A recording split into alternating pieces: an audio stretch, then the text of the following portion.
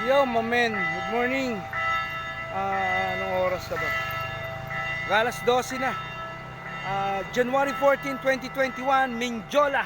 Ito ang makasaysayang lugar sa Maynila na muling nagbabalik alaala sa aking buhay ang way back 1986 yata, 85, 84 na bago umalis ang mga Marcos sa Pilipinas. Nandito kami ng mga edad namin ni Labadju, ni One, ni Edgar Marcelo. Ewan ko sama si Big Spencer niya, no? Minjola po ito, Minjola. Ito ang Sentro Escolar, ito ang gate ng Malacanang, Minjola. Andito ang San Beda, La Consolacion, Sentro Escolar University. Ano, ito ang vlog natin ngayon, Minjola, Manila. Naalala ko nung umaalis ang Marcos dito sa lugar na to. Ayan, nakikita nyo, no? Umikot kami dun sa likod. Ikot kami ron. Tapos labas nga kami rito sa dulo. Sabi ng mga matatanda, sige, pasok kayo, pasok kayo. Anyway, nung mga oras na yun, umaalis ang mga Marcos. Umaalis ang mga Marcos. May helicopter na bumababa. Kasama na yung mga, ewan ko, mga Amerikano yun, ano? Pinipick up na ang Marcos family. Ito ang makasaysayang lugar sa buhay ko dito sa Minjola way back 1986 or 84. Aalis ang mga pamilya Marcos, papunta na sa Hawaii. Okay, ano, ayan Minjola ho ito, Minjola. Dito ako sa loob ng Minjola. Nung umaalis na sila, bumababa na yung helicopter, kami ho, andito na kami sa gilid noon. Mga nakabay kami. Alam nyo, sa awa ng Diyos, hindi ho naman ipinagkaloob ng Diyos na kami matepok na sa mga oras na yun. Nakikita nyo, nakikita ko Malacanang na yan. Ayan, Malacanang na yan. Malacanang na yan. Lumabas kami dito. Paglabas namin dito, may mga loyalist na may mga dalang pamalo. Dami nila. Titirahin nila kami. Ay, kami, nila Badju, ni One. Ewan, hindi si Resi kasama ko noon, ano. Ito ang alaala ko dito sa Minjola Street, way back 1986. Pasok kami rito. Buti hindi natanggal mga kadena namin. Papaluin nila kami, takbuhan kami, bibilis namin dito kami sa gilid.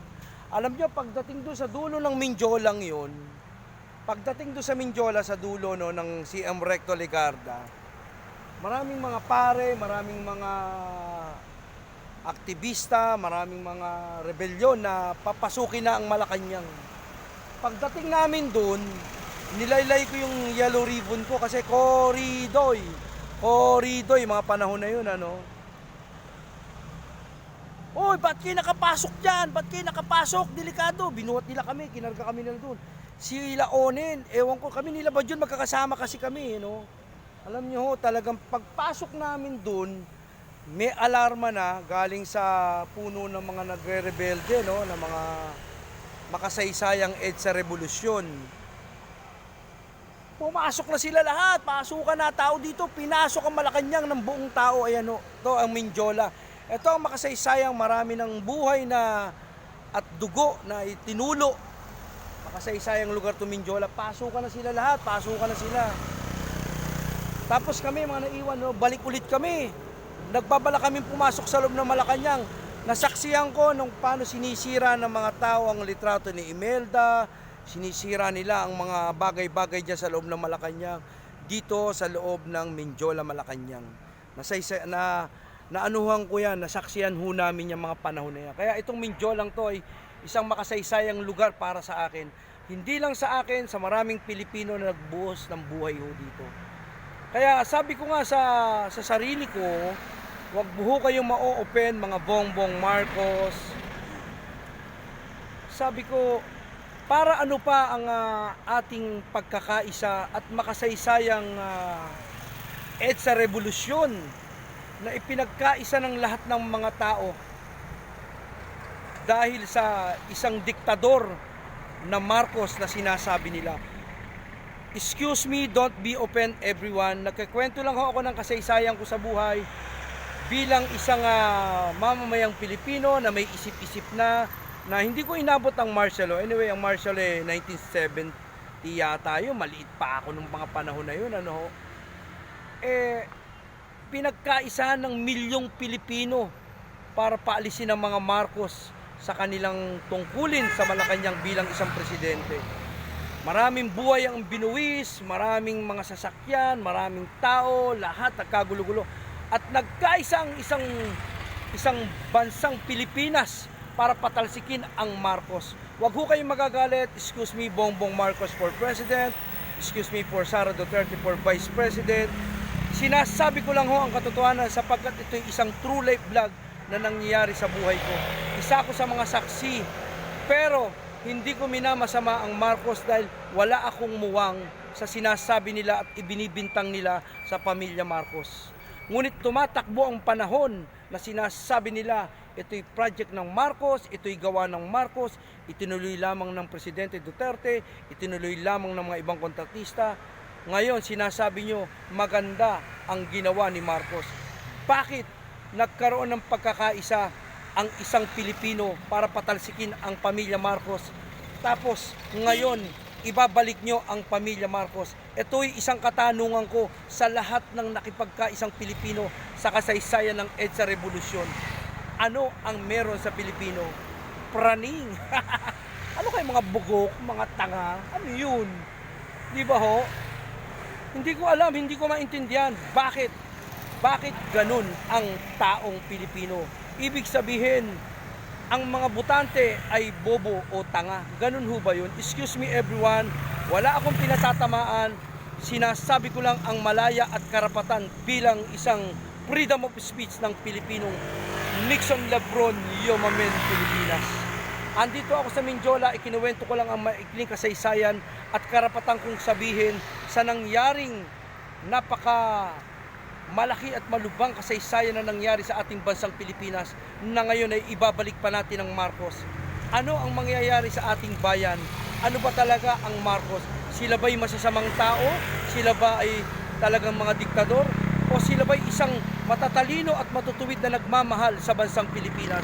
Ano ho ba talaga ang Marcos family? At ano ang ginawa natin? Nagkaroon ng kasaysayang nagkaisa-isa ang lahat ng Pilipino para paalisin sa Malacanang ang Marcos family. Hindi ko masasagot yan. Kayo na ang sumagot sa vlog kong ito. Actually, ang nanay ko ay Marcos kami, Imelda Marcos. Hindi ko alam bakit naging masama. Ngayon naman, sasabihin nyo masama ang Cory Aquino. Bakit ibinoto nyo ang Cory Aquino? Bakit ibinoto nyo ang Marcos? Ngayon sasabihin nyo naman si Duterte ay ganito.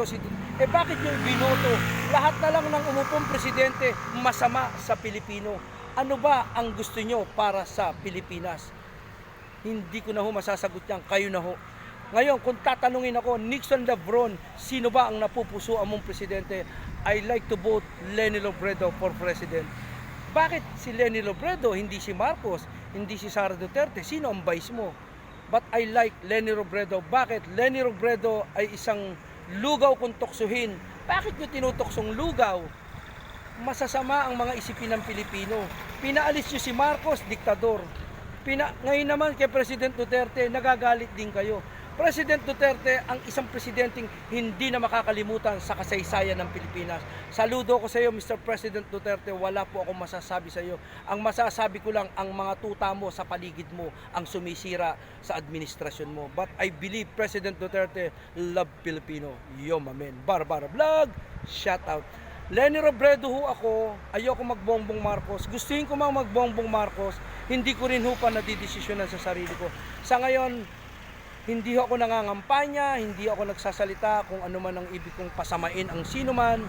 Nagsasabi lang ho ako ng kalayaan ko at karapatan ko bilang freedom of speech. Malayang Pilipino, malayang magsalita, malaya ka kung anong gusto mong gawin. Huwag ka lang gagawa ng masama. Sa lahat na makakapanood nito, please subscribe my YouTube channel, Nixon Lebron. Ako ang vlogger na walang subscriber, ako ang vlogger na walang viewers, ako ang vlogger na walang pera, walang edit. Ito lang ho ang vlog ko.